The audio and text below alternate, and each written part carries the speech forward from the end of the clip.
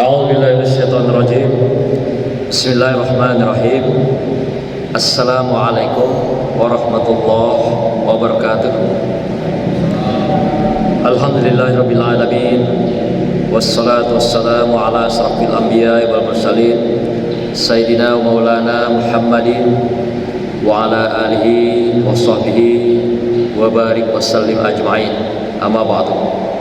Yang saya muliakan para jamaah, yang saya hormati para ustadz, ustazah yang kami muliakan dan kami bahagiakan, anak-anakku, santri, santriyah yang hadir dan ataupun di kediaman masing-masing. Hadirin yang berbahagia, kembali kita melakukan tadabbur Quran pada siang hari ini, yaitu melanjutkan kajian kita surah Al-An'am ayat 50. Sebelumnya Ustadz kita telah membicarakan tentang ayat 48 dan 49, bahwasanya Allah menyampaikan dalam ayat 48 kehadiran daripada Rasul dari zaman ke zaman adalah dalam rangka memberikan kabar gembira, demikian juga memberikan peringatan. Artinya memberikan kabar gembira, menyampaikan tentang hal-hal yang diberikan Allah sebagai balasan, sebagai imbalan, sebagai penghargaan bagi mereka yang beriman dan bertakwa kepada Allah SWT, beriman pada para rasulnya, beriman pada para malaikatnya, dan beriman pada Al-Quran.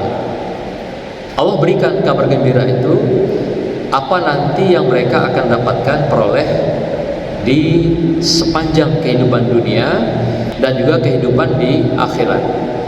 Inilah yang dikatakan bahwa Rasulullah dan para rasul-rasul sebelumnya itu memberikan kabar gembira kepada kita atas ketaatan, kebaktian, dan juga ketakwaan dan keimanan kita kepada Allah SWT.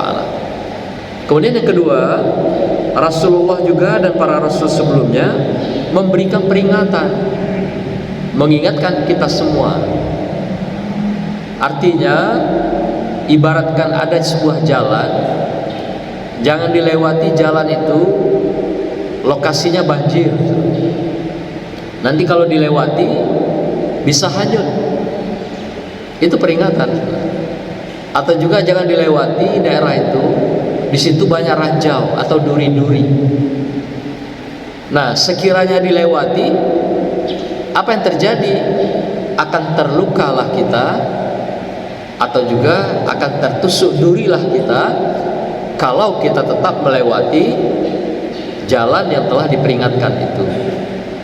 Inilah tugas dan fungsi daripada Rasul, baik Rasulullah Sallallahu Alaihi Wasallam dan Rasul-Rasul sebelumnya. Nah, maka itu berbahagialah mereka yang mengikuti, mentaati dan beriman bertakwa pada Allah Subhanahu wa taala dan takut kepada Allah. Kalau sudah diperingati, dia takut dan dia kembali kepada Allah dan dia taat kepada Allah Subhanahu wa taala. Inilah mereka yang akan selamat di dalam kehidupan di dunia dan juga nanti yaumil akhir atau di kehidupan akhirat. Kemudian ayat berikutnya juga Allah mengingatkan kita semua bahwasanya barang siapa yang mendustakan agama Allah, yang istilah di sini wallazina kazzabu biayatina, ini katakan bahwa barang siapa yang mendustai, yang tidak mau berpegang dengan peringatan yang telah diberikan, dengan kabar gembira yang akan diberikan, maka apa kata Allah? Kami akan timpa azab kepada mereka yang selalu berbuat kefasikan itu. Nah, kata Allah akan berikan azabnya. Yamassuhumul azabu bima kanu yafsukun. Jadi barang siapa yang tidak mau mendengar, sudah dihimbau, sudah dipanggil, sudah dikasih kabar gembira yang menyenangkan mereka hidup di dunia dan akhirat, tetap saja menutup telinganya, tetap saja menutup matanya, tetap saja menutup hatinya, tidak mau taat dengan perintah dan peringatan Allah, maka Allah akan berikan balasan berikutnya apa? Yaitu azab Allah. Dan azab itu juga dalam bentuk lain diberikan siksa Allah. Azab itu adalah sebuah pemberian, sebuah bukti Allah menunjukkan kebenarannya bahwa apa peringatan yang telah diberikan itu dibuktikan, ini azab pembalasannya. Bahkan dalam satu ayat yang lain katakan disiksa orang yang tidak mau mengikuti perintah-perintah dan mengimani bertakwa kepada Allah, para rasul, para malaikat, dan pun juga kitab-kitab Allah yang telah diturunkan kepada kita semua. Nah, mereka-mereka inilah nanti yang akan mendapatkan azab di dunia, bahkan juga azab di akhirat. Jadi mereka yang istilah kita itu bingal. Bingal itu sama nama tekak badak. Lah dikasih tahu, lah diperingatkan berkali-kali, berulang-ulang, lah dikasih contoh di mana-mana, dikasih musibah bala. Itu bukti Allah memperingatkan kita semua. Tapi tetap saja tidak mau, maka kita pun akan ditimpakan azab, bahkan juga siksa oleh Allah Subhanahu wa taala.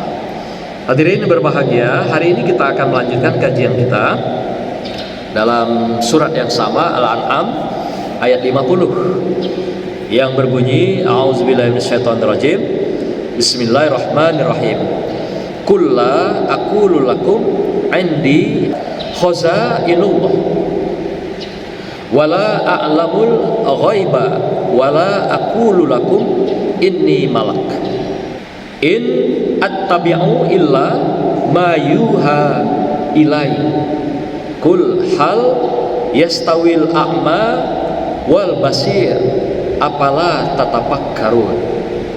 Katakanlah Muhammad, aku tidak mengatakan kepadamu bahwa perbendaharaan Allah ada padaku, dan aku tidak mengetahui yang gaib, dan aku tidak pula mengatakan kepadamu bahwa aku malaikat. Aku hanya mengikuti apa yang diwahyukan kepadaku. Katakanlah, apakah sama orang yang buta dengan orang yang melihat? Apakah kamu tidak memikirkannya? Shadaqallahul azim. Ada 6 pesan yang Allah ingatkan pada kita dalam surah Al-An'am ayat 50 ini.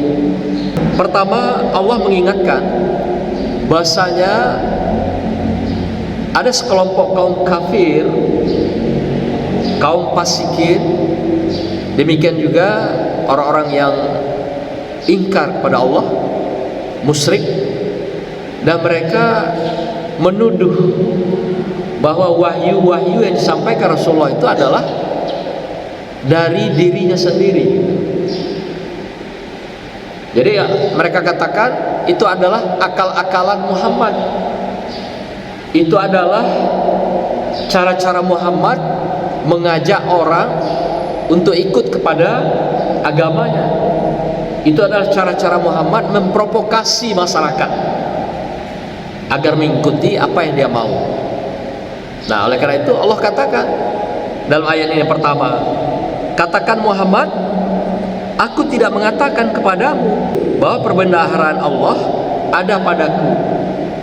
Artinya apa yang disampaikan Muhammad itu adalah kata-kata kalamullah dari Allah, dan bukan kata-kata atau kalam dari Muhammad sendiri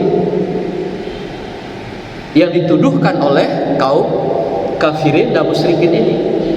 Aku tidak menyampaikan wahyu itu kata diriku sendiri atau menurut aku sendiri. Itu semua dari Allah, wahyunya Allah, firmannya Allah, dan itu adalah pesan-pesan yang disampaikan dari Allah yang merupakan peringatan kepada kita semua manusia. Itu yang pertama, menjawab tuduhan bahwa dikatakan Rasulullah itu mengada-ngada, membuat-buat, atau yang kata lain membuat hoax, menyampaikan kalam firman seakan-akan dari dianya sendiri. Inilah tuduhan kaum kafir musyrik kepada Rasulullah. Nah inilah diperintahkan Allah, katakan bahwa semua kalam itu dari aku, kata Allah. Semua firman itu dari aku, kata Allah. Jadi tidak ada firman-firman itu yang lahir dari kata-kata ucapan Rasulullah sendiri, tapi semuanya adalah dari Allah SWT. Yang kedua, katakan lagi kepada mereka, aku tidak tahu sesuatu yang gaib. Nah mereka juga menuduh, mengatakan Muhammad itu adalah orang yang punya kelebihan, sehingga dia bisa melihat apapun yang tidak lihat atau tidak nampak oleh manusia. Sampai ada yang bilang bahwa Muhammad itu ada matanya di belakang, di pundaknya. Luar biasa tuduhan kaum kafir ini. Dibilang Muhammad di samping mata di depan, ada matanya di belakang. Jadi mata di depan melihat yang ke depan, mata di belakang melihat yang ke belakang. Sehingga tahu dia apa yang dibicarakan orang, apa yang disampaikan orang, baik yang dia lihat, dia dengar atau tidak. Itulah yang dikatakan terhadap Rasulullah, dituduhkan. Padahal yang menyampaikan apa yang dibisikkan oleh kaum kafirin, demikian juga musyrikin, itu adalah Allah menyampaikan dalam bentuk wahyu kepada Rasulullah. Apa yang mereka siasatkan, apa yang mereka lakukan kejahatan, apa yang mereka lakukan keingkaran, Allah yang mengatakan. Maka itu Rasul katakan di sini, Allah ingatkan, katakan pada mereka bahwa aku pun tidak mengetahui apa-apa yang gaib, yang di luar batas manusia. Aku juga adalah manusia biasa, aku juga adalah manusia sama dengan kalian semua. Maka itu aku juga tidak tahu hal-hal yang gaib, kalau tidak Allah yang memberitahukan kepadaku terhadap hal-hal yang gaib itu. Nah yang ketiga, Allah juga ingatkan, katakan ya Rasulullah bahwasanya aku bukan malaikat. Nah, jadi katakan pada mereka bahwa engkau juga sebenarnya bukan malaikat, karena mereka juga menuduhkan bahwa Muhammad itu adalah malaikat. Karena kok tahu semua, paham semua, padahal pendidikannya rendah, kemudian juga bahkan dia adalah dikenal buta huruf. Tetapi kok bisa tahu, pengetahuannya tinggi, teknologinya tinggi, dan dia paham dengan segala hal yang berkenaan dengan ilmu pengetahuan dan teknologi, budaya dan peradaban. Ini buat mereka satu sisi sebenarnya takjub, tapi sisi kedua mencemoohkan, mengejek kehadiran Rasulullah Sallallahu Alaihi Wasallam, sehingga terkesan mereka menghinakan, sehingga dituduhlah Muhammad adalah, Rasulullah adalah malaikat. Maka itu Allah katakan pada mereka Muhammad bahwasanya engkau bukan malaikat. Malaikat beda dengan manusia. Malaikat tidak punya nafsu, malaikat tidak makan, tidak sama seperti engkau. Engkau punya akal, punya pikiran, punya hati, kemudian lagi punya nafsu, dan punya keinginan makan dan minum, termasuk buang air. Malaikat tidak. Jelaskan itu kata Allah kepada para kaum musyrikin dan juga kaum munafikin ini, dan juga kaum kafirin. Yang keempat, dikatakan kembali bahwasanya aku hanya mengikuti apa yang diwahyukan kepadaku, kata Rasulullah. Katakan Muhammad, engkau tidak menyampaikan wahyu itu atas keinginanmu sendiri, tapi wahyu itu semuanya adalah dari Allah, dan engkau hanyalah penyampai daripada wahyu kalam Allah kepada kaum kafirin dan musyrikin itu, atau juga fasikin. Jadi engkau tidak melahirkan wahyu, tidak membuat wahyu. Jadi wahyu dan kalam itu adalah kalam Allah, dan wahyu dari Allah Subhanahu wa taala, dan Rasulullah hanya menyampaikan kepada manusia. Nah yang berikutnya apa? Peringatan pada mereka, wahai kaum musyrikin, kaum kafirin, kaum fasikin, sama tidak orang yang buta dengan orang yang melihat? Katakan begitu ya Rasulullah kepada mereka. Artinya sama tidak orang yang mau membuka mata hatinya dan pendengarannya dengan ajaran Allah ini dengan orang yang tidak mau gitu. Kalau mereka yang mau, pasti mereka akan beriman pada Allah. Kalau mereka yang tidak mau, pastilah mereka menjadi orang yang mungkar, mereka yang zalim kepada Allah, Subhanahu wa taala. Maka itu di awal tadi, di sebelumnya dikatakan, bagi yang mau membuka mata hatinya, matanya dan pendengarannya, mereka diberikan kabar gembira, kesenangan, ketenangan, kedamaian, kebahagiaan dunia dan akhirat. Allah jamin pada mereka sampai pada rezekinya. Itu pun dijamin oleh Allah Subhanahu wa taala. Nah, bagi mereka yang sudah diingatkan, yang tidak mau, sama dengan tadi diumpamakan orang buta, tuli, peka. Sama dia demikian, sudah diingatkan, disampaikan, dipanggil, disuruh, diperintah, tapi tidak digubris. Samalah mereka itu dikatakan dengan mereka yang buta. Maka itu dikatakan sama enggak orang yang matanya melihat dengan orang yang buta? Tentu beda.